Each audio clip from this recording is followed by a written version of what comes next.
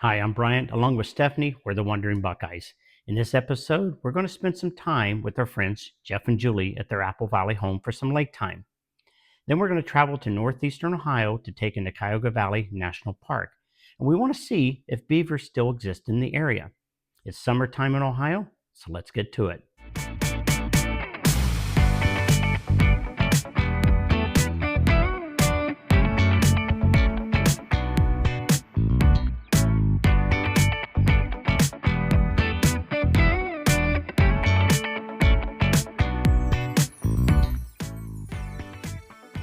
Created in the early 1970s, Apple Valley Lake is a 511-acre man-made lake in Knox County, Ohio. It's a private community whose lake is fed by the Little Jelloway Creek, keeping spring water fresh and clear. We're here with Captain Jeff for a tour of Apple Valley. Where are we going, Captain? We're going to Alaska and back. Alaska. I don't think we got enough fuel for that. We got the pretty ladies over here. Pretty ladies. This one over here.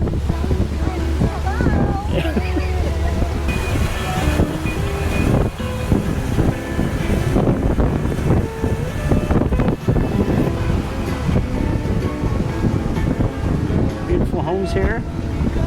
This one says Nashville. Well, a long ways from Nashville, unless it's Indiana. Wow. Beautiful homes.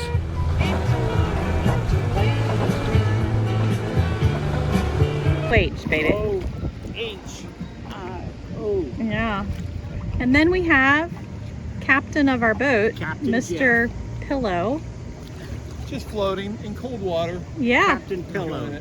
They claim it's cold in there. No, it's nice. Oh, It's actually very it's nice. become nice. Yeah. I was trying He was- to freak Bryant out. He was fibbing a little bit. When I got in, that water's like our pool at home. Oh, great. 82 degrees.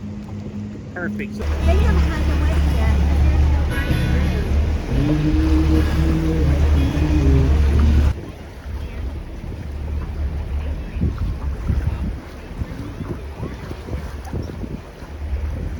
So we've come in here before to look at the theater. Okay. Ford Theater, right? But yes. Yeah. Kind of, but yep. Wow. Excuse me. Absolutely. The Ohio Theater in Loudonville, Ohio was established in 1909. Today it continues to house village offices, the police department, as well as a 400-seat theater. Not a bad seat in the house. Oh, that was just this past summer. Yeah. King Kong, yeah. Here's a word of Say Ray, Jeff. right here. Fay Ray from King Kong. That was my great aunt. Wow. Yeah. That is I'm the only one that had an aunt carried by a monkey. She was beautiful. It's a neat little town. It's a really neat little What town are we in? This is Loudonville.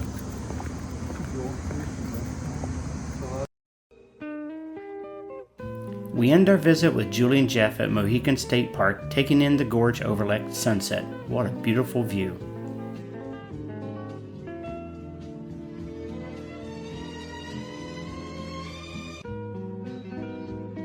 The following morning, we arrive at the Cuyahoga Valley National Park. Coming up on the left is the Boston Mill Visitor Center, where we'll pick up our maps and information. Here we're at the Cuyahoga Valley National Park. It'll be our 12th national park. This one in northern Ohio. Gonna spend the day seeing the waterfalls, Ohio and Erie Canal, and a few of the visitor centers.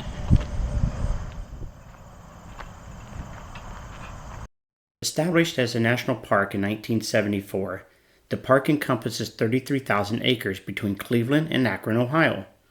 Within it is the Ohio and Erie Canal towpath, several waterfalls, hiking paths, bike paths, and the Cuyahoga Valley Scenic Railroad that runs throughout the park.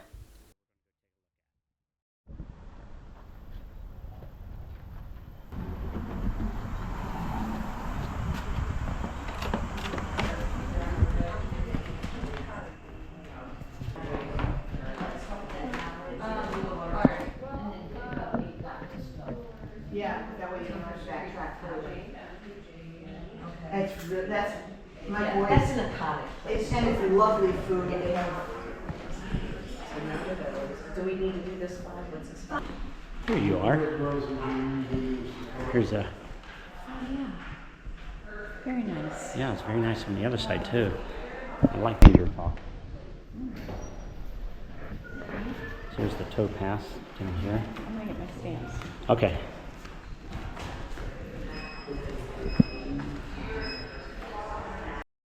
Looking at this map, there's 15 stops we'd like to try to hit. We're currently at number 8 at the Boston Mill Visitor Center. Morning. Oh, here they give you a spot here to take pictures. I just love seeing the old time gas stations. Still have the air pumps. These are really neat because inside here, if you remember, this little thing used to spin around when the gas would flow so you could see it pumping. Then here's where you would take this and you would dial in how much air you wanted, lift it off, and it would start the pump, and then pump exactly that amount. Pretty neat.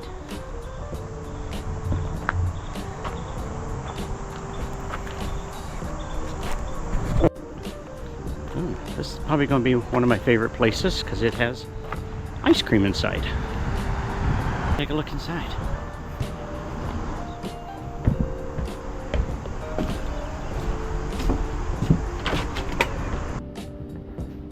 That's a nice shirt stuff. Grand Canyon. Oh, that's neat. Zion. Yeah, I kind of lost them all. Yeah. National Park. We're actually going to start up at the top of it. We're up here at the rock station, right up in here. And then we're going to make our way back down, back to the visitor center. And then all the way down to, I guess, the beaver marsh at the bottom.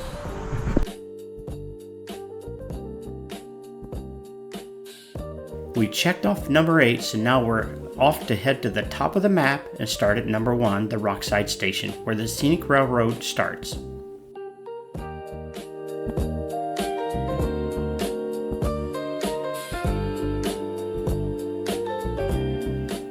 Arriving at Rockside Station, a bit of weather has moved in, but I hear it should clear up later in the day.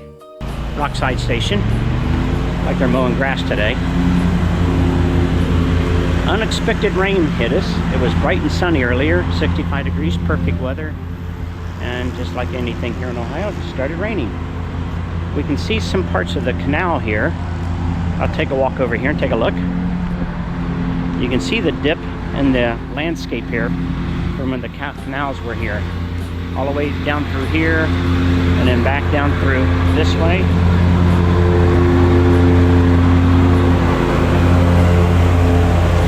Stop number 2 is a Canal Exploration Center. It's an interactive exhibit area housed inside the formal tavern, store, and family home. It's now closed, but otherwise would offer many exhibits inside, as well as a hands-on demonstration of the lock number 38 outside. Here we are at the Canal Exploration Center.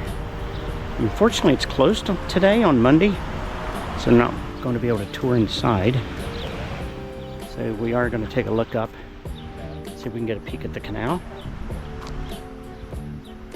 They have a lot of bike trails here that follow the old towpaths. Yeah, it looks like they're only open Thursday through Sunday. We're finding that a lot of things at the national park here. I thought maybe they'd be open throughout the season. Too bad we can't go inside to learn more about this stop.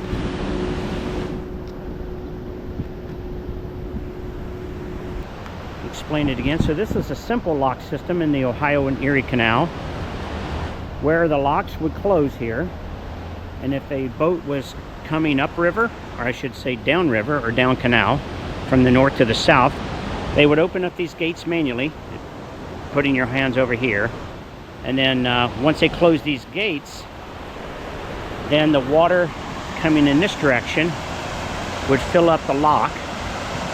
And once it's full and it meets the level of the canal up there, then they would open up this side of the lock and allow the canal boat to continue. And then repeat this process for traffic going in both directions. Mules, you can see some of the lock over here, some of the river I should say, and some bridges and things like that. So a lot of interesting stuff here from a time in the past.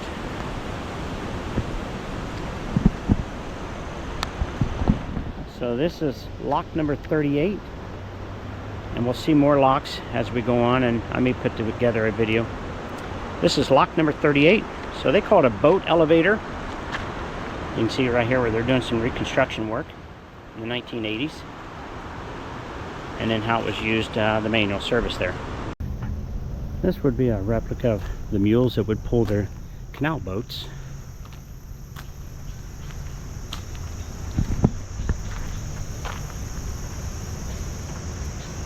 Guess you could say it's mule power, as they say, instead of horsepower.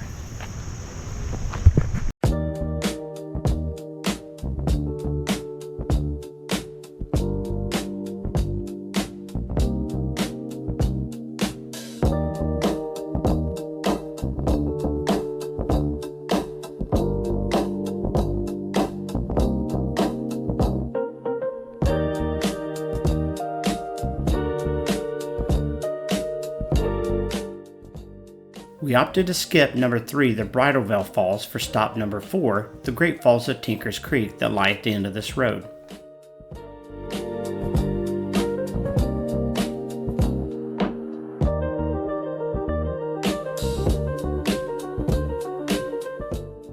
Overlook, this is, they said it's part of the national park, but we see that it's Cleveland Metro Parks. So maybe it's part of the city or state parks.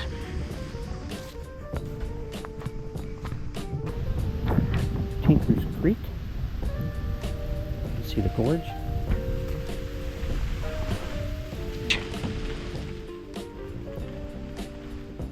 See the river way below. Oh, you can see down there where the falls would be, I guess. Way down there. Taking in another national park, number 12. Beautiful day. A little rain every now and then, but otherwise sunny.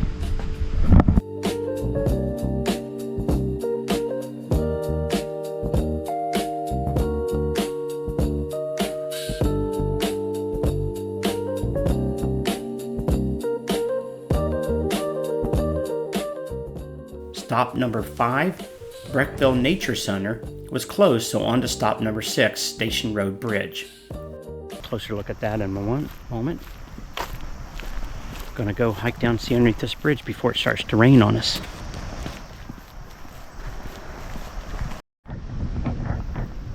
Here's a restoration of the Cuyahoga River. A lot went into this. You can see some of the depictions here that the bald eagle and muskies made a return. Return to the river. The bridge was built in 1882, and there's a bridge in the distance that carries traffic for Route 82. Several miles upstream, near the Republic Steel Mill in Cleveland, is the infamous river fire that was sparked by so much pollution and oil slicks from years of industrial waste. Today, through environmental efforts, the Cuyahoga flows much cleaner and brighter now.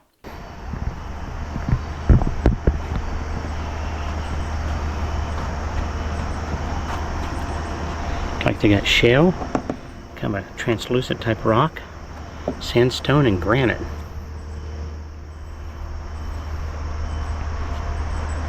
It's pretty neat.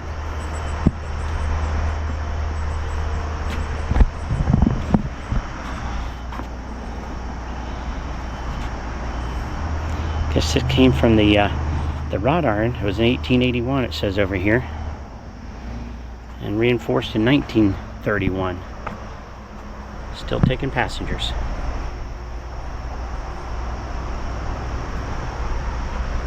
We're sitting here on the old Station Road Bridge, is the one we're standing on right now. Of course, the obvious, you are here.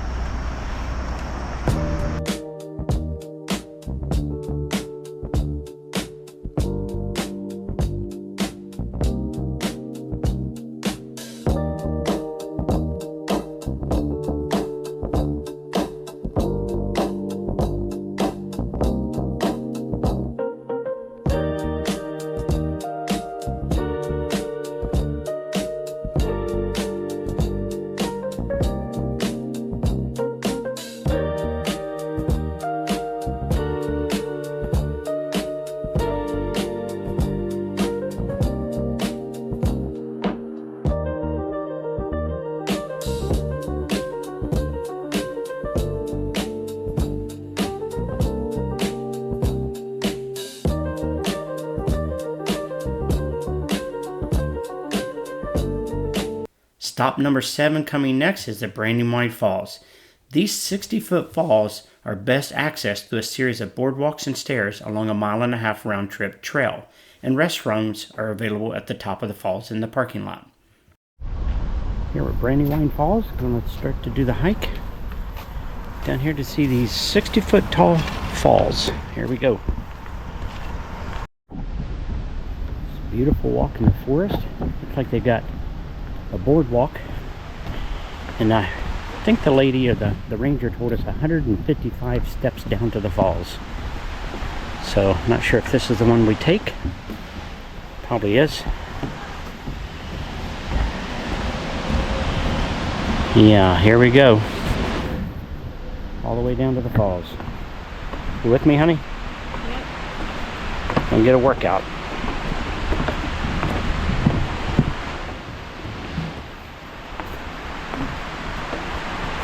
Oh, this looks cool. Along the rock face down here. Beautiful.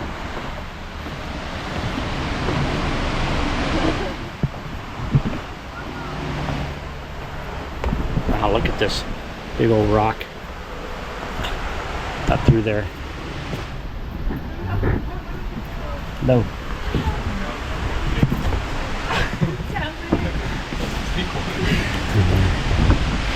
What were you saying? All the layers and stuff through the rock. We're nearing the fall. You can hear it over here. Not too bad of a hike. Really short. Whew, these are some steep stairs. See the kids down there, how they're hanging onto the side. I don't imagine what it's going to feel like going back up. You okay, hon? Wow, look at this pretty. Just be careful. I am. I'm watching the steps.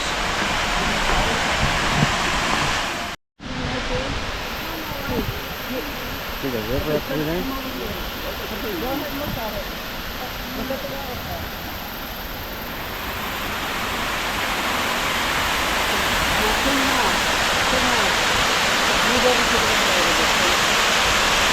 Like this?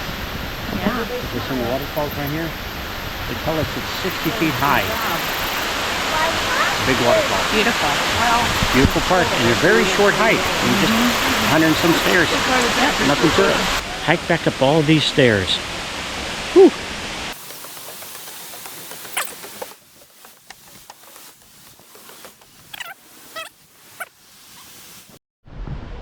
It's amazing how the trees can grow off the top of a rock.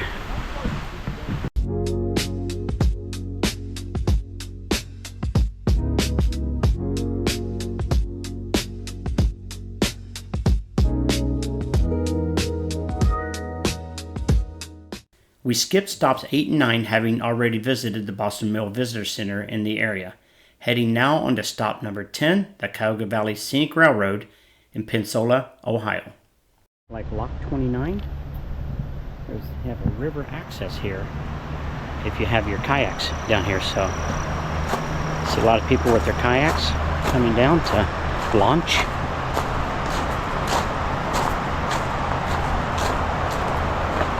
She can launch all the way down into here. Pretty cool. Another train station further down south from the Boston Mill Visitor Center. Let's take a look at this one. Again, the trains are not running today on Monday, unfortunately. So it's lock number 29. Here's the area. If you look back into the woods here, you can see one of the locks that were used back in there. A little bit more, that's about it. The depot we see here is an original from 1880, but it was relocated here from the Boston Mill Depot in the 1970s. An old train. Gonna take a look at the store here.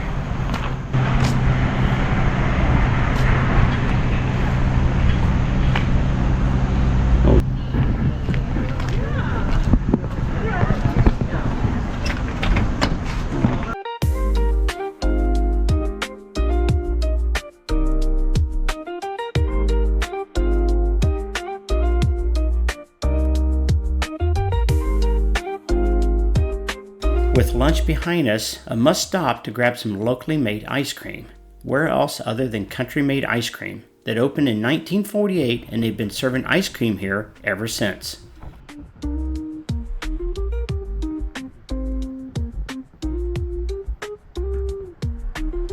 All flavors are custom made using natural ingredients and fresh local fruit from the farms.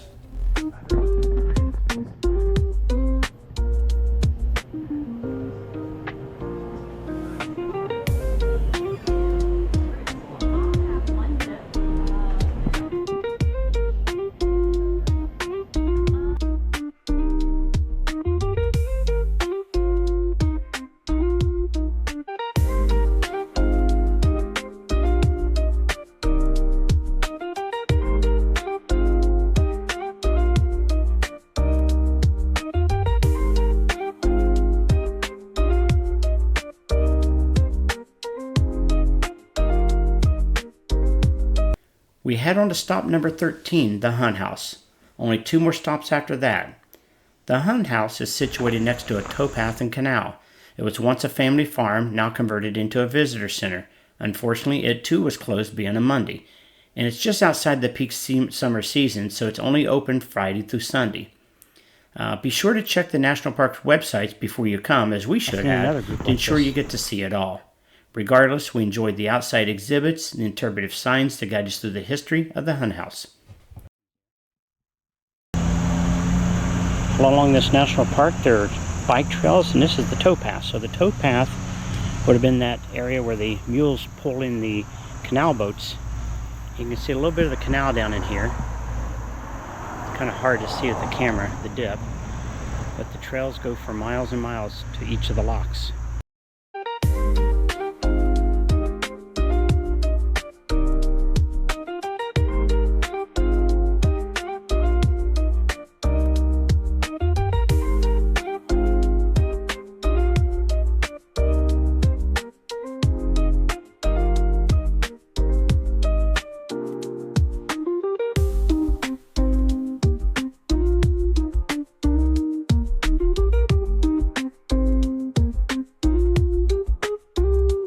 Coming next is stop number 14, the Everett Covered Bridge. When this bridge was built, there was over 2,000 in the state of Ohio. Today, less than 130 remain, making them the second highest state in the nation behind Pennsylvania. Let's stop here. Everett Covered Bridge, 1809.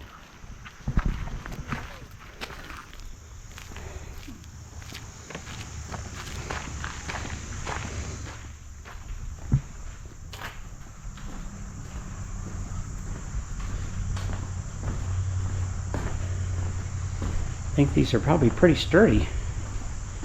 Carry a lot of load.